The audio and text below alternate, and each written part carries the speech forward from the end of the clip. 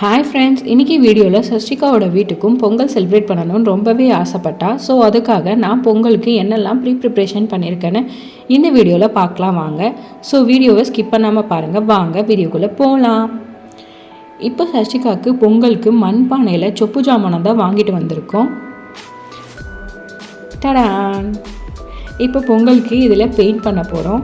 வாங்க என்னென்னலாம் வாங்கியிருக்கேன்னு பார்க்கலாம். ஒரு குடம், ஒரு பொங்கல் பானை, மண் சட்டியில் அடுப்பு, இது ஒரு கப் மாதிரி இருக்குது, தண்ணி ஊற்றி வச்சுக்க, தோசைக்கல், வடை சட்டி, இதெல்லாம் தான் வந்துட்டு கொடுத்துருந்தாங்க. அப்புறம் இதுலேயே ஒரு மண் பானைக்கு மூடுற மாதிரி ஒரு மூடியும் கொடுத்துருந்தாங்க. பொதுவாகவே பொங்கல் செலிப்ரேஷன்னால் வந்துட்டு எல்லார் வீட்லேயுமே வந்து ப்ரிப்ரேஷன் பண்ணிகிட்ருப்பாங்க. அந்த மாதிரி தான் எங்கள் வீட்லேயும். என்னென்னலாம் நான் பண்ணுவேன்னு சொன்னால், கலர் பொடியெல்லாம் வாங்கி முன்னாடி நாளே வச்சு அதை காய வச்சுட்டு கோலத்துக்காக வந்து அந்த மாதிரி பண்ணி வைப்பேன். நெக்ஸ்ட்டு வந்து பார்த்திங்கன்னா மண்பானையில் வந்து பொங்கல் வைக்கிற பானையில் வந்து கலரெல்லாம் அடித்து வைப்பேன். அதை பார்த்துட்டு தான் சஷ்டிகாவுக்கு வந்து இந்த வாட்டி எனக்கும் பண்ணணுமா அப்படின்னு சொல்லிட்டு ரொம்ப ஆசைப்பட்டா. ஸோ அதனால் அவளுக்கு கொஞ்சம் சின்னதாக இருந்தால் நல்லாயிருக்குமே அப்படின்னு சொல்லிட்டு யோசிச்சுட்டு தான் வந்து மண்பானை கடையில் போய் சொப்பு ஜாமானத்தில் இருக்கிற அடுப்பும் பொங்கல் பானையும் வாங்கிட்டு வந்தோம். இது வந்து எதனால் பண்ணுறோம் அப்படின்னா, வருஷம் வந்துட்டு ஒரு பானை வாங்குறது வழக்கம். ஏன்னா வந்து இதனாலேயே நிறைய பேர் வந்து மண்பானை தொழிலாளர்கள் வந்துட்டு இன்றைக்கி சேல்ஸ்க்காக தான் நிறைய பேர் வாங்கி வச்சுருப்பாங்க. ஸோ அவங்களுக்கு ஒரு ஹெல்ப்ஃபுல்லாக இருக்கட்டுமே அப்படிங்கிறதுனால சில்வர் பாத்திரத்தில் வந்து பொங்கல் வைக்காமல் மண் சட்டியில் பொங்கல் வைக்கிறது வந்துட்டு ஒரு 2 இயர்ஸாகவே நான் இதை ஃபாலோ பண்ணிகிட்டு இருக்கேன். ஸோ அதையே வந்துட்டு சஷ்டிகாவுக்கும் கற்றுக் கொடுக்கலாம் அப்படிங்கிறதுனால தான் இது வந்து இந்த மாதிரி ஒரு விஷயம் பண்ணால் அவளும் வந்துட்டு இதனோட பொங்கலோட இம்பார்ட்டன்ஸ்லாம் என்னென்ன தெரியும் அப்படின்னு சொல்லிட்டு தான் நான் இதை யோசித்தேன். அவளும் அதே மாதிரி அவளுக்கு ரொம்ப இன்ட்ரெஸ்டடாகவும் இருந்தது. ஃபஸ்ட்டு வந்து பார்த்திங்கன்னா நான் அந்த அடுப்புக்கு வந்துட்டு கலர் அடிச்சிட்டு இருந்தோம். நெக்ஸ்ட் வந்து பொங்கல் பானைக்கு தான் கலர் அடிச்சிட்டு இருந்தோம். அவளுக்கு கலர் அடிக்கிறது ரொம்பவே இன்ட்ரெஸ்ட்டு. ஸோ இதனால் கொஞ்சம் நேரம் வந்து சஷ்டிகாவை எங்கேஜிங்காகவும் வச்சுக்க முடியும் என்னால். நான் வந்து அவுட்லைன் போட்டு கொடுத்தோடனே அவள் அது மேலேயே அப்படின்னு சொல்லிட்டு தொட்டு அடிச்சிட்டு இருந்தா. அது பார்க்கவே ரொம்ப அழகாகவும் இருந்தது. அவள் க்யூட்டாக பண்ணிகிட்டு இருந்தா எல்லா விஷயத்தையும். கொஞ்சம் பொறுமையும் ஜாஸ்தி சஷ்டிகாவுக்கு.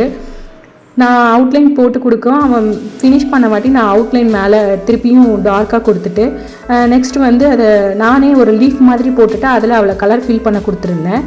அதையும் அவள் அழகாக பண்ணிகிட்டு இருந்தா.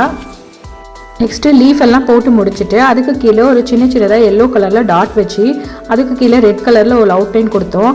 அது மட்டும் பத்தாதுன்னு சொல்லிவிட்டு அந்த மூடி வைக்கிற பிளேட்லேயும் வந்துட்டு எனக்கு அடிக்கணும் அப்படின்னு சொல்லிட்டு இருந்தா சஷ்டிகா. ஸோ அதனால் அப்படியே வந்துட்டு அதில் ஒரு ஃப்ளவர் போட்டுட்டு நெக்ஸ்ட்டு என்னோடய பானைக்கு வந்துட்டு கலர் பண்ணலாம் அப்படின்னு சொல்லிட்டு வந்தேன். இது போன வருஷம் வாங்கின பானை தான். ஏன்னா இந்த வாட்டி பானை வந்து வாங்கலை, சஷ்டிகாவுக்கு மட்டும் வாங்கிட்டு இந்த தடவை என்னோடய பழைய பானைக்கே வந்துட்டு பெயிண்ட் அடிச்சிடலாம் அப்படின்னு சொல்லிட்டு அதை க்ளீன் பண்ணிவிட்டு அதுக்கு மேலேயே வந்து ரீகோட் மாதிரி கொடுத்துட்டு இருந்தேன் வேறு டிசைனில். அதுக்கு என்ன பண்ணியிருந்தேன்னா, ஃபஸ்ட்டு வந்துட்டு சஷ்டிகா பானை மாதிரியே எல்லோ அண்டு க்ரீன் அப்படின்னு சொல்லிட்டு அது என்ன ஒரு தீம்னா வந்துட்டு மஞ்சள் கிழங்குக்கு கீழே வந்து இது லீஃப் இருக்க மாதிரி வந்துட்டு எனக்கு தோணிருச்சு. அதனால் சரி அதே அடிச்சிடலாம் அப்படின்னு சொல்லிட்டு ஒரு பிளான் பண்ணி வச்சுருந்தேன். அதுக்கு கலரெல்லாம் ஃபில் பண்ணி வச்சுட்டேன். நெக்ஸ்ட் வந்து ஒயிட் கலரில் ஒரு கரை மாதிரி பார்டர் மாதிரி மேலே கொஞ்சம் கீழே கொஞ்சம் கொடுத்துட்டு அதில் நடுவில் வந்துட்டு ஒயிட் ஃபில் பண்ணிவிட்டு அதுக்கு மேலே வந்து க்ரீன் கலர் லீஃப் வந்து நல்லா தெரியணுன்னு லைட் க்ரீனில் வந்துட்டு ஒரு லைன் மாதிரி கொடுத்துக்கிட்டேன். நெக்ஸ்ட் வந்து பார்த்திங்கன்னா அந்த பார்டரில் வந்துட்டு ட்ரையாங்கிள் ஷேப்பில் ரெட் கலரில் வந்து கொடுக்கலாம் அப்படின்னு சொல்லிட்டு யோசிச்சு வச்சுருந்தேன். ஸோ அதே மாதிரியே கொடுத்துருந்தேன்.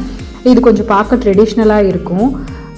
ரெட் லைனை நல்லா ஃபினிஷ் பண்ணிவிட்டு நடுவில் வந்துட்டு எல்லோ கலரில் ஒரு டாட் லைன் வச்சுக்கிட்டேன். மேலே அந்த எல்லோ கலர்லேயும் வந்துட்டு க்ரீன் அண்ட் ரெட் காம்பினேஷனில் டாட் வச்சுக்கிட்டேன்.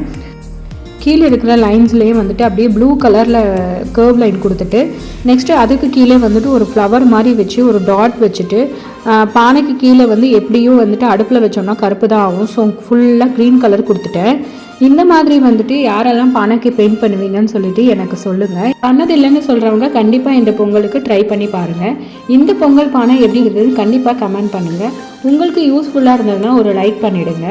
இது போல் வீடியோவை பார்க்க என்னோட தாட்ஸ் ஆஃப் சாலு சேனலுக்கு சப்ஸ்கிரைப் பண்ணிவிடுங்க. இன்னொரு பொங்கல் வீடியோவில் நான் உங்களை வந்து பார்க்குறேன். ஓகே, டாடா, பாய்.